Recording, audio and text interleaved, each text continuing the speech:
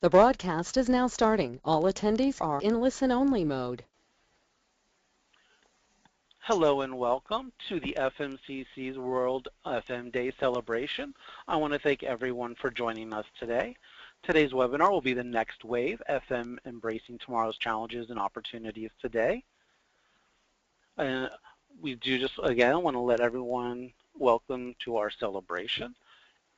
And we do want to let everyone know of some valuable materials the FMCC does provide. We have Ask the Expert, Find a Consultant, Locate a Speaker, and online educational resources. You may locate these at fmcc.ifma.org. I'm the moderator, Joshua Amos, and again our presenter will be Stephen Ballesty. And I do want to let everyone know they have been muted for audio quality. If you do have any questions at any time during the webinar, please feel free and type them into the question chat box, and we will go over them during the Q&A portion of the webinar. And also a copy of the recording and the PDFs will be available on the FMCC website. And we also want to take this time to thank our sponsors. Okay, and at this time I'm going to go ahead and turn it over to our presenter, Stephen Ballesty. Thanks, Josh. I'm setting the timer. Thanks, Josh. Welcome, everybody. I hope I'm coming through loud and clear. I'm, of course, in Sydney, Australia, at the start of World FM Day. Our learning objectives today, given that we're starting out World FM Day, I've decided to go with a fairly motivational and visionary presentation. So we're going to look at our changing world. We're going to talk about vision and what it means to FM, look at how FM trends are emerging and what standards lie ahead, and ultimately what is the impact of FM on all our lives. So this is me. I suppose most significantly I'm currently serving on the International Facility Management Association's Board of Directors. I work for Levett Bucknall. We are consultants, pure and simple, provide advice across 120 offices around the world on all things property, construction, and facilities life cycle related.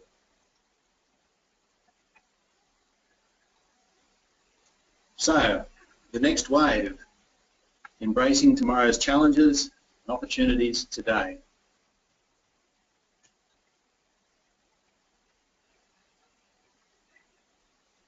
So in terms of the agenda, it's very much aligned to the learning objectives.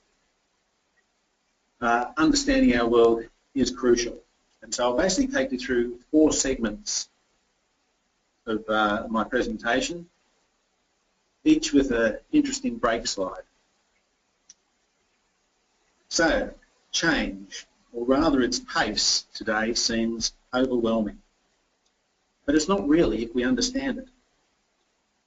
And of course we can all take from what Charles Darwin said about change, and indeed life's need to evolve and manage change.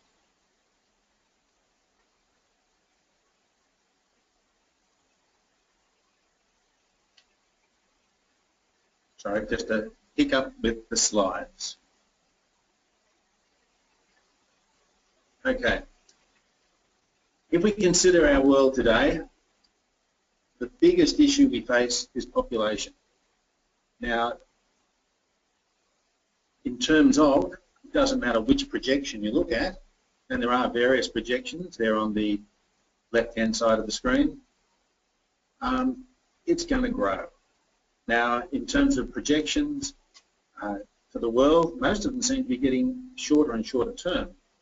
I found loads on 2030, where we might be.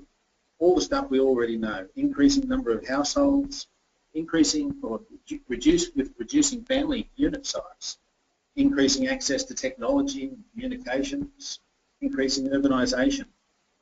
All of these population-driven issues bring us into conflict, through the environment, our economies, and indeed the global political sphere. So what's it all mean?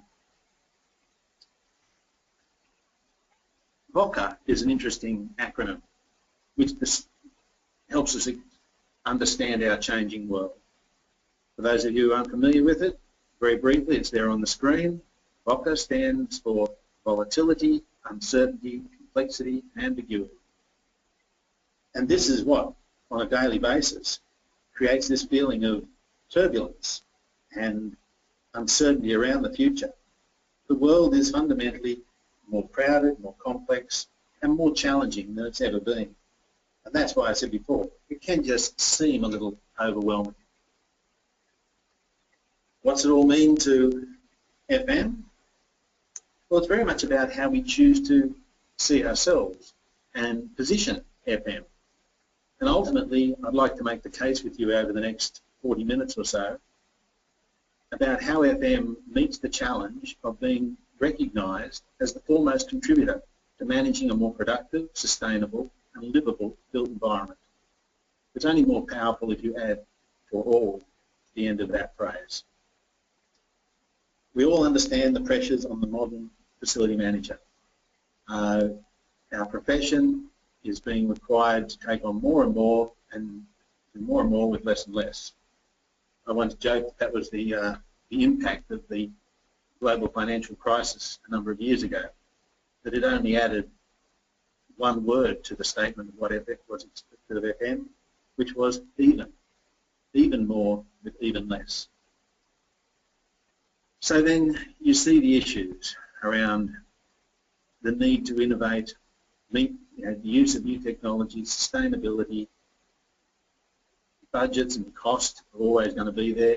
Time. We've now moved into a just-in-time culture on so many issues. And ultimately, FM is still about performance and competing for resources within our organisations and our governments. It's all about communication. As I said before, how we choose to present ourselves. So, sorry, I'm double-clicking a bit. I'll need to become more patient with my slides. Now, in terms of this, how we see ourselves, how we position ourselves, it's very much about this focusing on what is the outcomes we need. This is why, as Mahatma Gandhi said, you must choose to see the world as you wish to see it. By the way, that actually isn't a wave, or it is a wave of sorts. It's actually ice. I thought that was an apt image. So let's just look at what, and of course there's nothing new about change. Change is the constant we find ourselves with. And we look at what's been said in the FM world in recent years. We obviously have the 2010 IFMA study on megatrends. Most of you will be familiar with this list. And again, there's no surprises. This need to be more strategic, accept diversity in all its forms, being prepared for uncertainty. I love that change management becomes a core mega trend for FM. Technology gets a mention, of course sustainability, globalisation. The idea of not just outsourcing, but offshoring of many of the supply chain issues we're now dealing with. And we have ageing building stocks. This is, again, another worldwide phenomenon. So that's what we were telling ourselves in 2010. Amazing that that's 5 years ago. But that's why I say nothing new can change. Interestingly, the Australian Facilities Management Action Agenda, which was a joint government and industry collaboration between 2004 and 2008, dealt with recognition of FM, as we stated then, as the foremost contributor to a more productive and sustainable environment. For the purposes of where we are now in 2015, I've added the word livability, or a more livable built environment.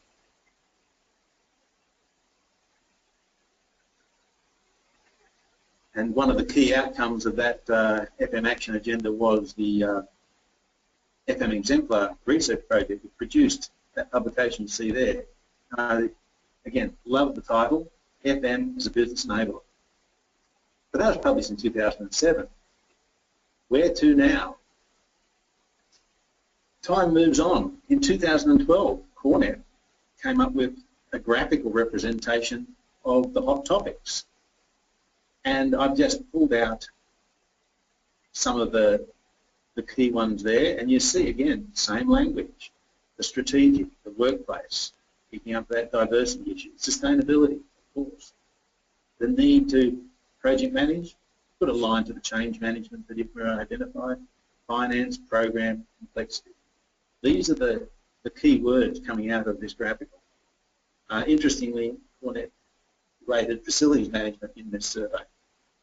But it's one of those things you've got to do. You've got to be able to draw on multiple sources, IFMA and non-IFMA alike. Sorry, more delay. In 2013, Jones Lang LaSalle produced a report on looking at the risks ahead. Now, this was looking at trends that they saw in FM and corporate real estate in terms of what were the risks to the profession. And again, I share this one from the point of view that gives context around what do we have to deal with. These ideas of the risk of underperformance. If FM doesn't perform, if FM doesn't meet the challenge, the world, society, will go elsewhere. The idea of demand, well, that's driving the cost issues, and everything becomes a commodity. That is a risk. The changing workplace and productivity drive the productivity optimization. These are all pressures that come to bear, and it was an interesting study that it was twisting this around to what are the risks to the profession. And ultimately, changing business models, collaboration, failure to deliver, that reputational damage will be our undoing. Now, for the purposes of my presentation, we need a new FM strategy. As I've said here, vision is vital, implementation is imperative, and marketing matters. Obviously a play on words, but the sense of it is that if indeed I thought this was an apt quote, albeit from a fictitious character, the higher up the mountain, the more treacherous the path. There is risks involved in shaping a new FM strategy.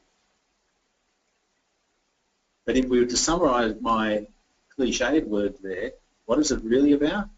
We need to plan, actually deliver, and then promote what we are delivering. And this comes back to that idea about communication, which will be a recurring theme here. Because ultimately, if you can combine planning, delivery, and promotion in the right proportions, and this becomes our formula, we will demonstrate relevance. When we were working on the FM action agenda all those years ago with the Australian government, it was about recognition. 2015, we've moved on. Now it's about, we've got the recognition, people understand the importance of FM, but now we have to keep performing and demonstrate relevance. And of course, ultimately, from the occupiers, the investors, the wider community, it is about quality of life.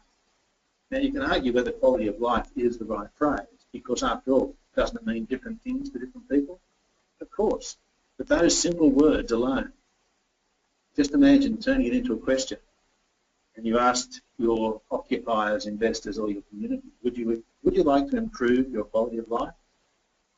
Well then, if the answer is always yes, then we're on the rising curve, making for a positive argument for FM. So FM is no longer the cost, it's about you.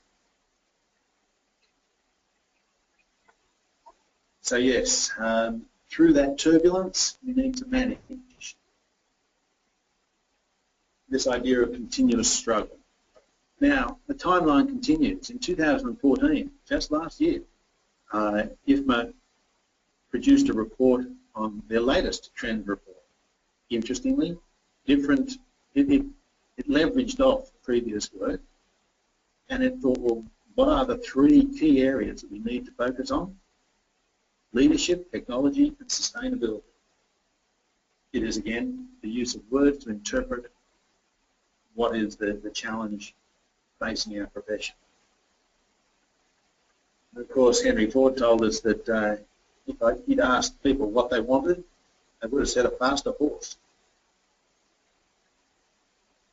To achieve real progress with widespread societal benefits, real change is required. So we do have to look at how these challenges and risks to our profession translate into everything we do.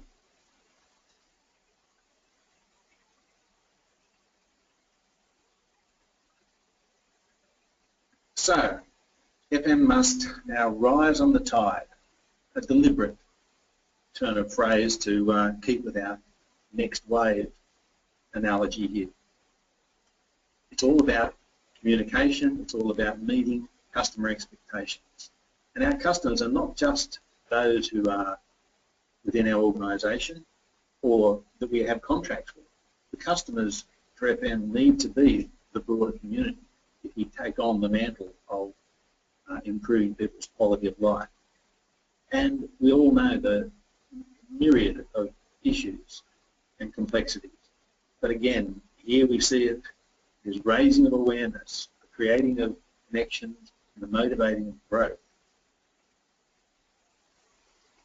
You could throw a blanket over that and say that it is about that communication and how we demonstrate relevance.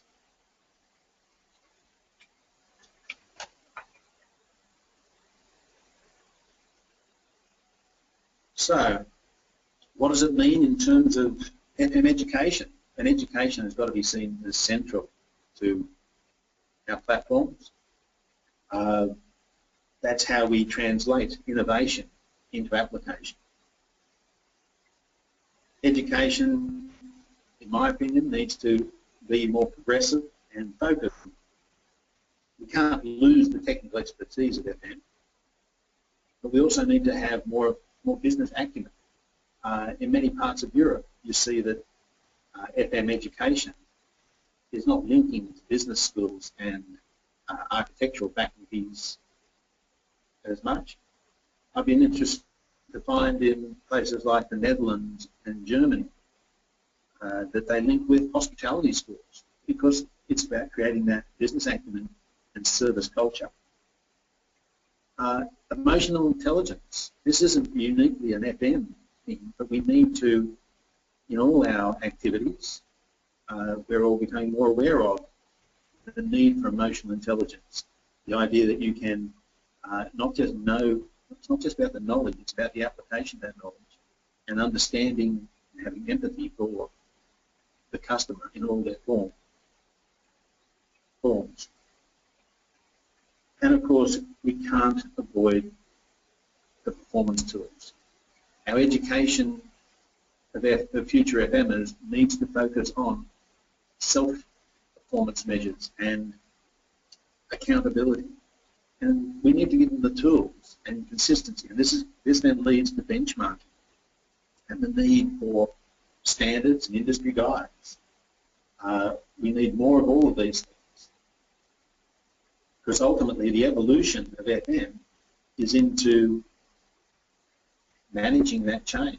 We need to become the facilitator, the change agent. And then we will all have a brighter future. Still quoting from the IFMA's FM Trend Report from 2014. This idea of leadership, sustainability and technology. The report talks about leading the conversation, speaking the right language, and building the future of FM. You can see the reoccurring message here. In that report, we even posed the question, do we actually need a quality of life index? Imagine a quality of life index, what it could look like. Now, it would be open to argument about what should be in there, but consider yourselves, where would FM factor into that equation, which would give you the quality of life index? And if you see FM as intrinsic to quality of life, well, then you see the opportunity here for strategic impact and leadership. We can't be reactive, we need to be proactive in all these things. So it's all about setting FM's course for new horizons. And of course, the essence of this quote is said to every young person who embarks on their life journey. They do need to step out, as we all do, professionally and personally, to lose sight of those, have the courage to lose sight of the short. And that's what I mean about charting FM's new horizons. So how do we do this? I'd mentioned before about guides and benchmarking, and I'd like to take this opportunity to share with you some of the work that's been done since 2012 by the ISO TC 267, which is just a designation for the initiative being to develop international FM standards. Currently there are 32 countries, both participants and observers involved, plus Euro FM. So it is a widespread effort. There's also currently 2 working groups, or up until last week, there were 2 working groups working on, as you can see there, terms and definitions, and a guidance document for the sourcing of FM agreements. Now these agreements aren't just looking at the question of whether it's in-house or outsourced. They're delivery mechanisms. What we're looking at here is a far more broader agreement between the facility manager and the consumer of the utility they provide. So it applies equally to all internal and external arrangements. And of course the terms and definitions set out the key concepts and the fundamentals of FM. Now, I say up until last week because I'd done these slides earlier, and there was a recent ISO meeting, and it's been resolved that there'll be a 3rd working group now working on what's known as an MSS, a management systems standard. This is where it really gets interesting over the next 3 years, whereby you create a protocol which allows for a framework which could be ultimately and potentially auditable. So what is it that makes FM unique, and what is it that from a performance standpoint makes FM effective? That's a long way down the track, of course, but I thought I would just give you not only the update that this initiative exists, there are many people, IFMA members and non-IFMA members alike, working on it around the world. And ultimately, the other update was that it's now been redesignated. It'll be the 41,000 series, which, of course, many of you will be familiar with the 55,000 series from ISO on asset management. And of course, it can't be an either-or with these things. It's about how these standards fit together. It's quite a bit of work, but it's important to share. And there you see my words around the focus being FM of the future is about integrating those multiple functions to ensure a productive, sustainable, and livable built environment. Now, this all sounds a little down and perhaps a lot of work. So let's return momentarily to VUCA. You'll recall that this describes our changing world. It makes sense of that feeling that we all have of being overwhelmed by the volatility, the uncertainty, complexity and ambiguity. Well, what if as FM we retask that acronym and we understand that VUCA would mean then glass half full, what's the opportunity? The opportunity for vision, greater understanding, determining or providing clarity to our consumers. And ultimately, if we go back to Charles Darwin, we know that it's not about survival of the fittest, it's survival of those most able to manage change. So agility has got to be also part of our new direction, our new strategy. And I still do like that title of the FM Exemplar Project, as published in 2007, FM as a business enabler, making the case for FM on the Sydney Opera House, perhaps one of the most recognisable, complex and challenging existing facilities you could have chosen. Of course, to answer the question of why would you choose something with such high profile and such high risk for the research project is, well, of course, not everyone's got a Sydney Opera House. But imagine if you take the concepts of FM, not just for that report, for everything I've been saying, and were able to apply it to a portfolio, be it retail, governmental, or any sort of utility. That's where it becomes really interesting. That's where having vision, understanding, providing clarity, and behaving with agility will really make sense to people. So, not to let myself off the hook, and because it would appear that I seem to be quoting from everybody else as I take you through this journey, I've crafted what I think are the trends for the future, where we could find ourselves.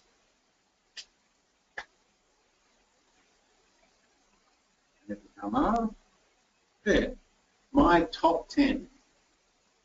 I'll give you a moment just to pause on those. Yeah, so my top 10 is really an attempt to summarise it all down. What would it look if you combined all those trend studies, the thinking of so many people, of so many groups around the world?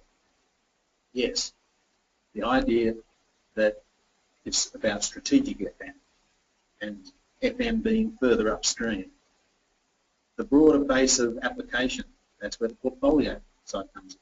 The idea that the real benefit of FM is on its ability to not only achieve the strategic impact, but then widespread application of that. Sustainability has now become part and parcel of our routine. In fact, sustainability and FM are virtually interchangeable.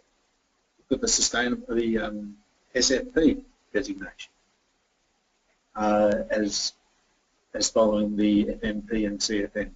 And naturally, it's about sustainability. But globally, we're seeing the sustainability agenda broaden into an economics agenda, whereby sustainability in all its forms, but in such a way that it makes economic sense. It's that return on investment will become the measure around sustainability. Technology. We're already seeing, just in the last 12 to 24 months, more and more application of technology, this idea of FM on demand, the application or the use of apps to report defects and complaints. It's all changing, and FM is becoming far more responsive and must become more responsive. We won't be able to move very far into the future without recognising risk management. We need to accept that there will be more innovations, both thrust upon us and generated by us. That's how we integrate those innovations that will really count.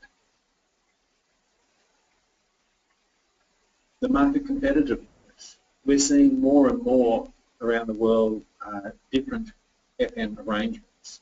And that's why from the standards point of view, it was so important to look at, well, what is, I don't want to say pure FM arrangement, but it is about getting beyond the old argument of to outsource or not to outsource. It's far more competitive, it's far more complex than that. Where people work, again, the impact of the last couple of years, and it's only going to accelerate, this mobility that we're finding, and everywhere becoming the workplace. I know myself, I can now be far more effective and travel far more and service clients, and it's just expected.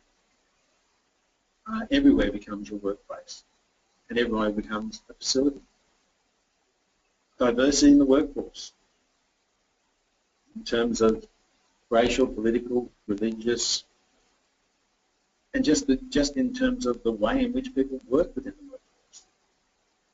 workforce. There needs to be more, dare I say, agility in how we respond to that.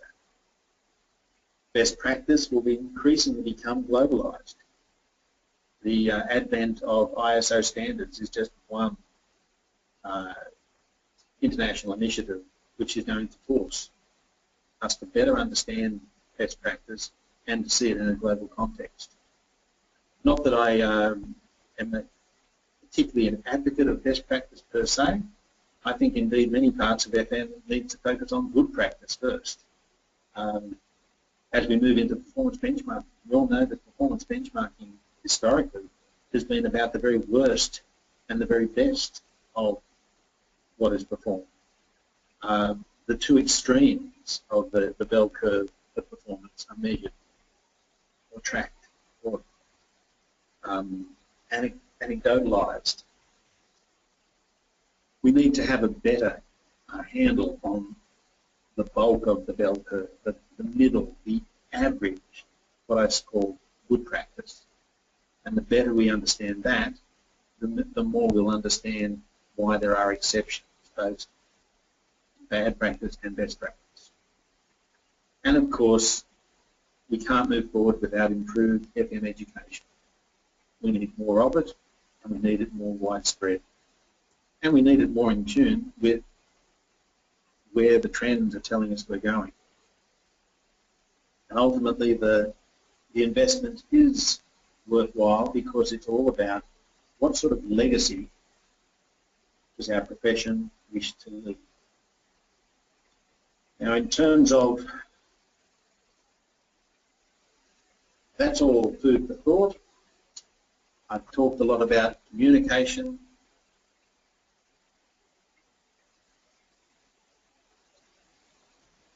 I've talked a lot about communication and education, adaptability, and I've just listed here a few of the guides that I've quoted from. I've deliberately picked a variety of providers of those guides. IFMA is obviously an important source, but it's not the only source. This is all part of that broadening of where information comes from, the interaction, collaboration. But ultimately, let's continue the conversation. Now, in terms of anything you've seen in this presentation, my email address is on it. Please just drop me a line. I'm happy to share any of these publications. Many of them are downloadable, and most of them are free. Additionally, something that's happened since I've written this presentation, IFMA is currently undertaking a survey for its FM in Asia trends report, first of its kind, and that survey is currently live. We'd love to hear your thoughts on where trends are going, particularly in Asia. So again, please contact me. I'll send you the link to that. And these publications are only as good as the input we get. And in closing,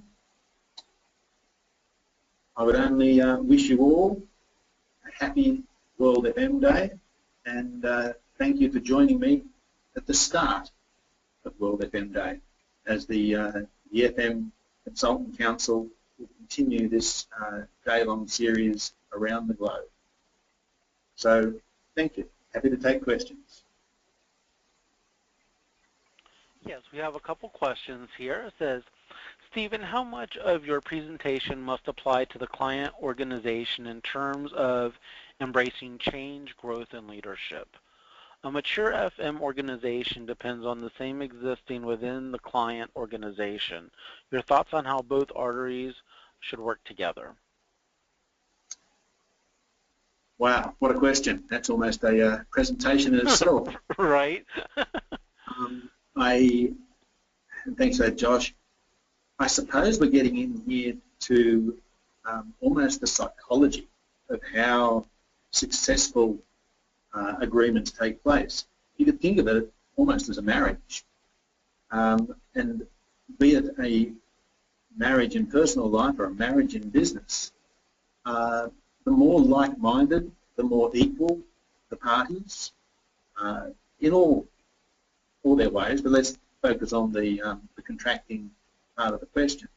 And I do understand that there are many sophisticated FM service providers out there who probably are challenged by organisations, and let's face it, a lot of them are about trying to shift risk. And if that's the only motivator to outsourcing, then often you end up with an unsuccessful outcome, or an underwhelming outcome, perhaps, might be more accurate. So I do a lot of consulting in this space, and one of the things I always tell clients is you must first have your internal systems functioning efficiently and correctly and appropriate to their business drivers before they do the outsourcing. So they need to understand their assets, have their documentation in place, their systems, their protocols, be aligned with their corporate drivers. Yeah, it's difficult. I think it's part of the FM education process. So we not only need to be educating facility managers as individuals for the future, I think there is a need for a broader recognition campaign, much like we did with the Australian FM Action Agenda.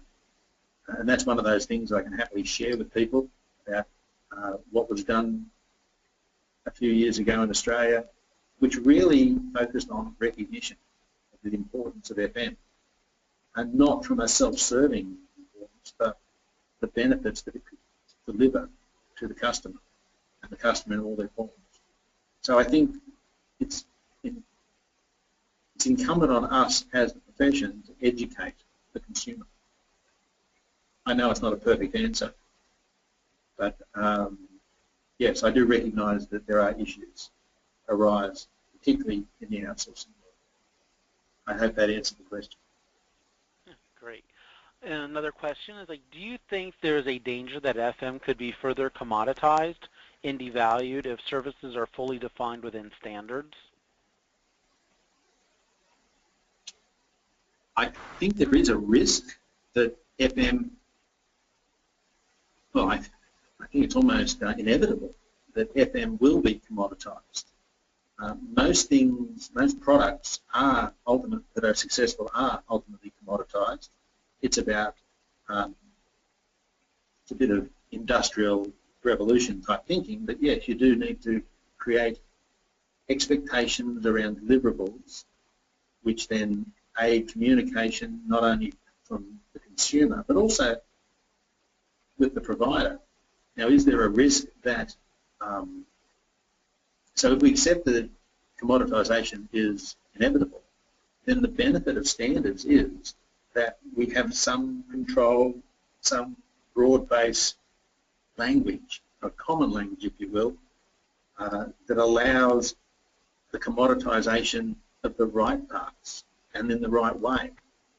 So, yeah, I can see where the question is driving, that if you standardise, do you then risk more commoditization? I think the only risk is upside risk, which is you risk commoditizing the right sort of FM.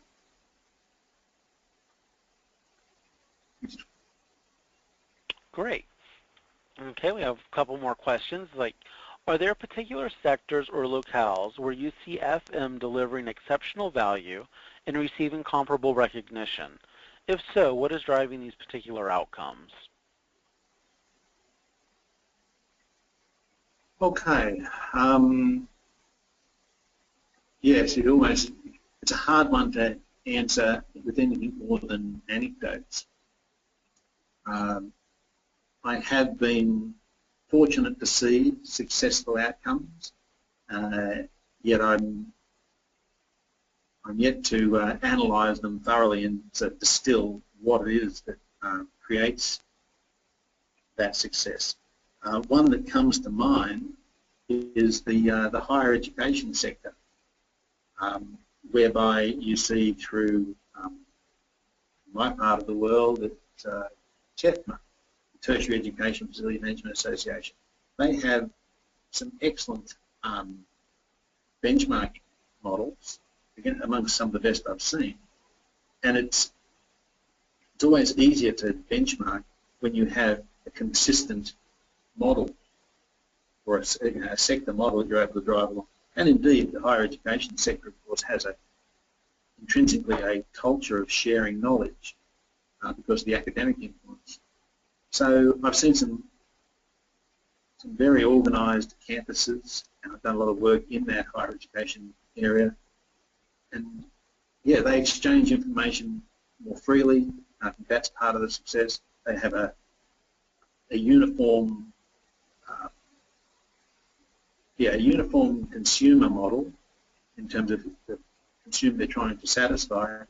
And in most cases, they have a fairly uniform funding model and the same challenges. So that's been one area I've seen some success in.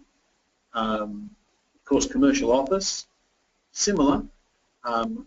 That's probably an area where outsourcing has been most commonly commoditised, whereby, again, they're offering, in terms of the consumer being often a tenant, a consistent model.